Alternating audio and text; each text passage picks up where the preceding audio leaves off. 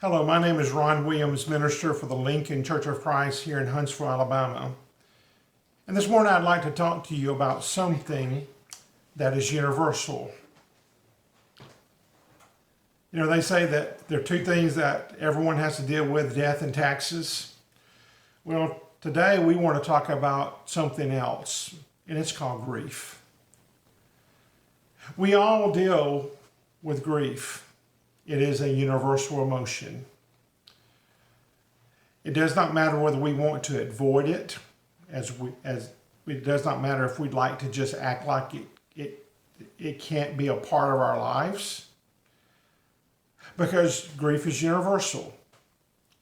100% of people deal with grief in one way or the other. Either we will grieve and deal with the loss of things or people significant and important to us, or they will grieve over our loss.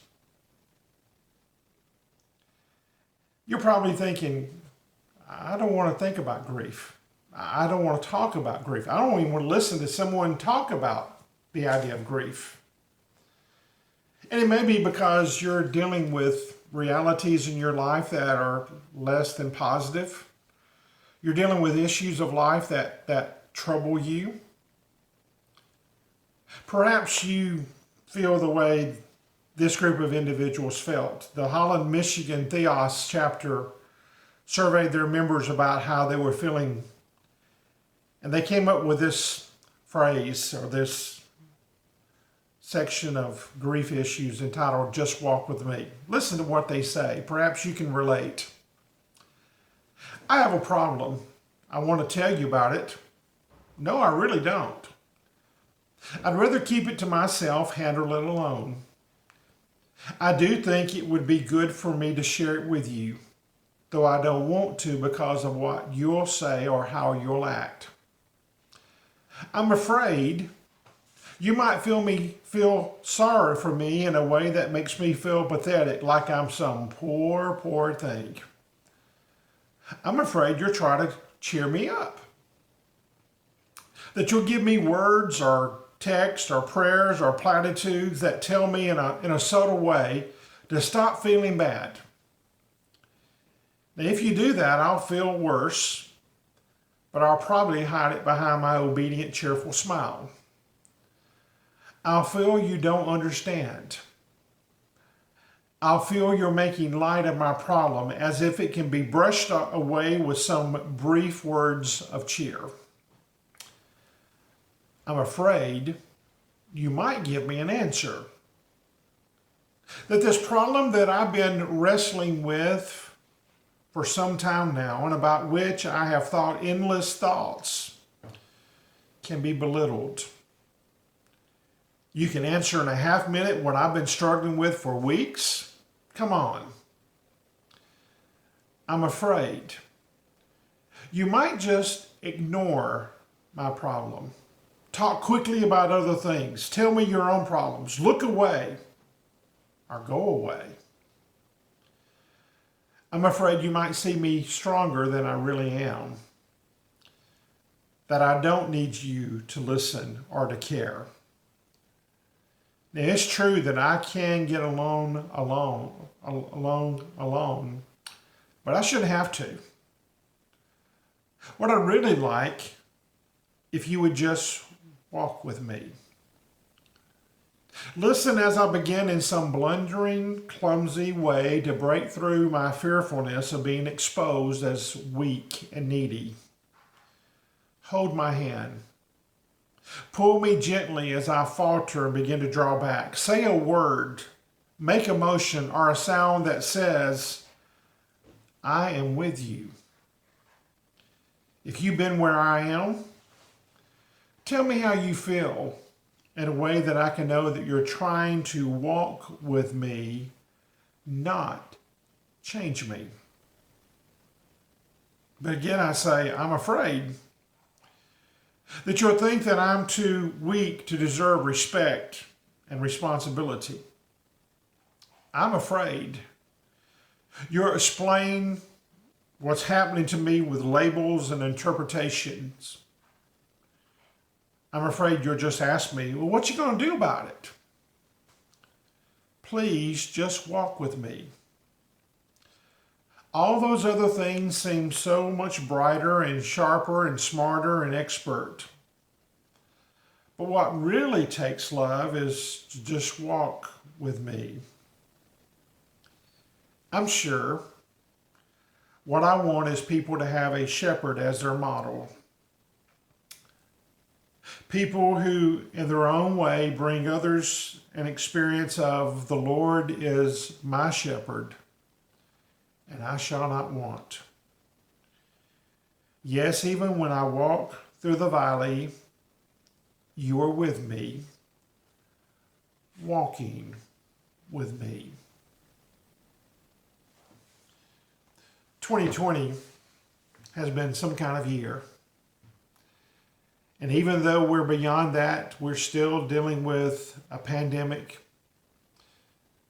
But it's been a year, 2020 was a year that I think the word that could be described would be totally abnormal.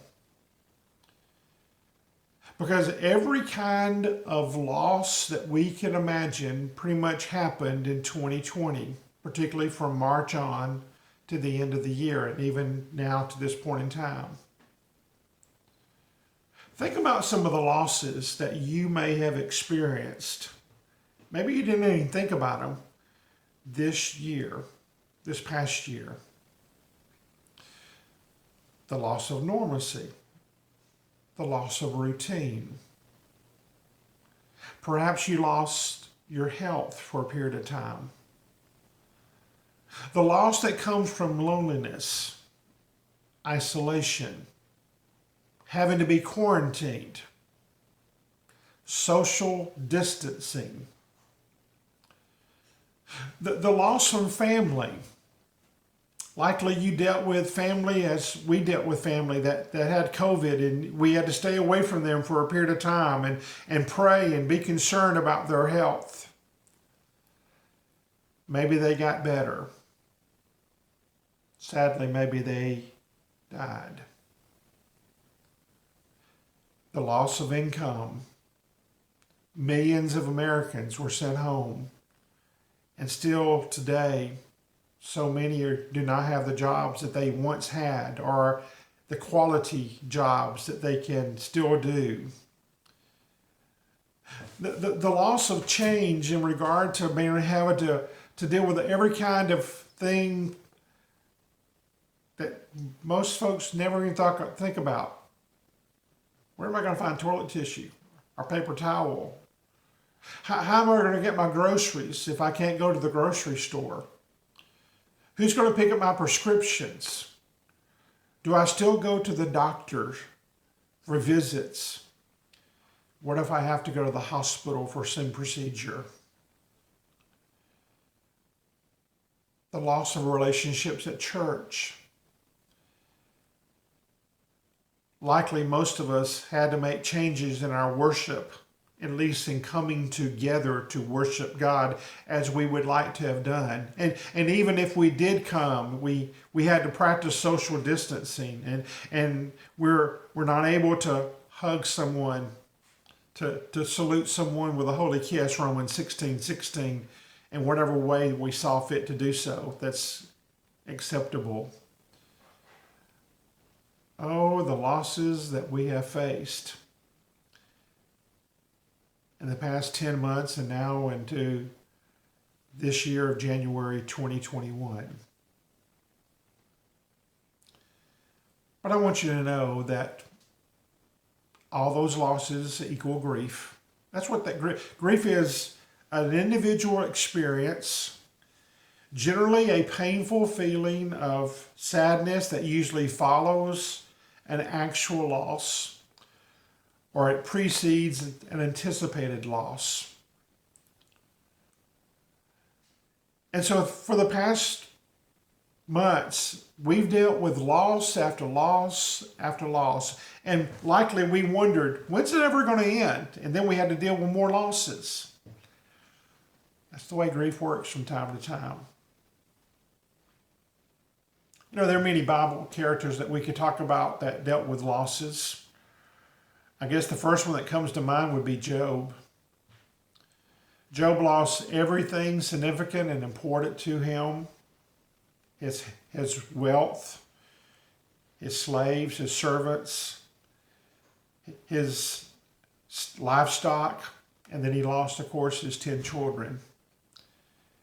And then on top of that, he dealt with the reality of his own health. To the point that when his 3 friends came to see him, Bildad, Zophar, and Eliphaz, Job chapter 2, 13 through 15, they didn't even recognize him. He was so different because of his pain, because of his suffering.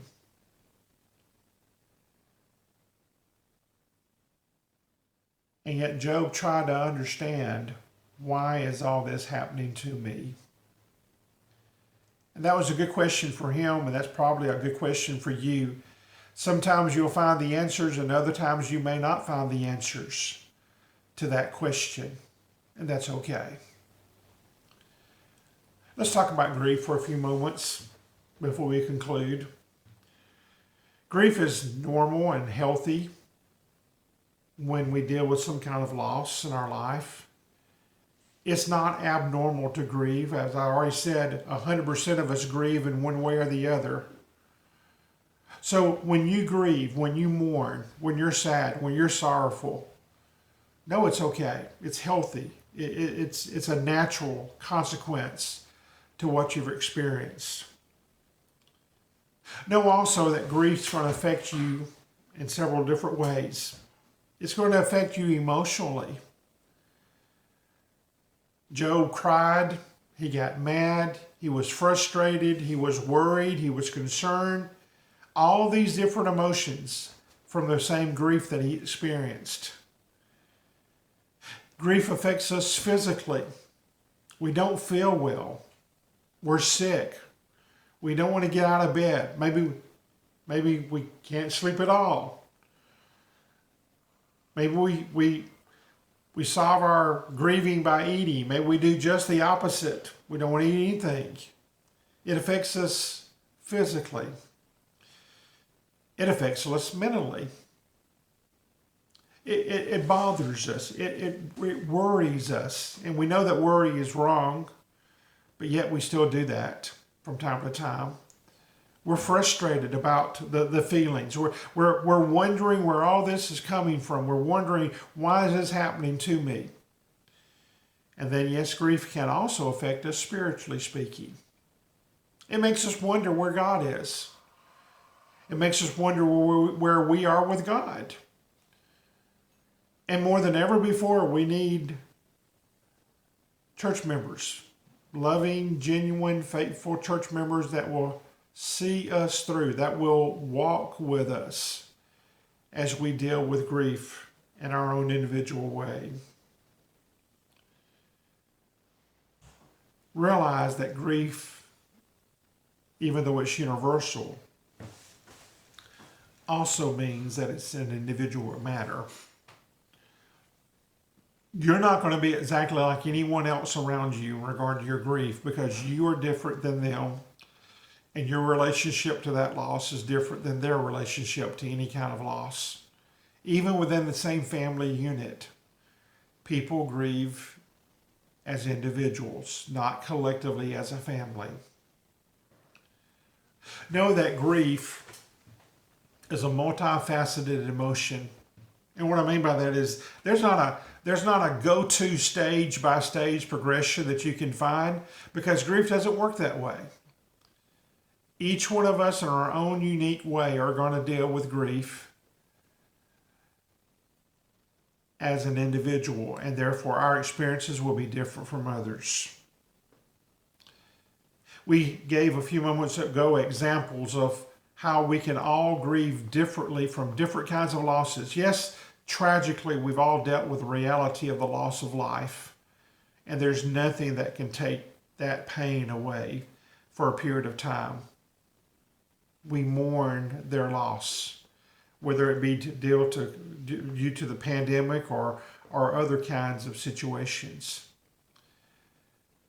But you know, there are other kinds of losses of life that are just as devastating and cause great pain. Loss of relationships, loss of being able to worship God as we'd like to do so, as we used to do so together. Loss of family units, loss of jobs, loss of health, loss of income that many had to deal with during the pandemic. Loss of a belief system, loss of someone that you know and love that's no longer loving the Lord as they ought to do so.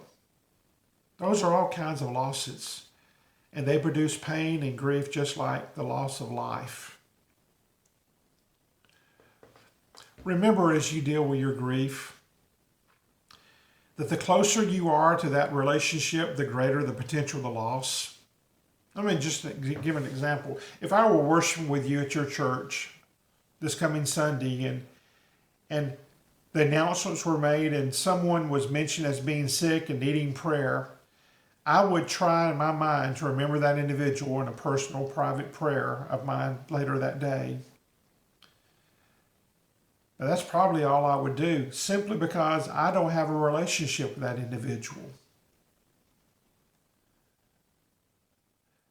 But if you mention someone from my congregation, where I have worshiped for now 23 plus years, or if you mention some family member of mine of which I have a great relationship with, I would grieve. And I would be very much involved in that kind of situation, because the closer I am to the relationship, the greater the potential the loss feelings can be. So just recognize that. And as you look at your grief losses and you're wondering, why am I floundering? Why am I having so many problems? Why am I suffering all these things? Just realize, the closer you are to the relationship, the greater the potential the loss and the grief can be. Know this: as long as a person is grieving normally, they can and will grieve perhaps for as long as they live. And that's okay.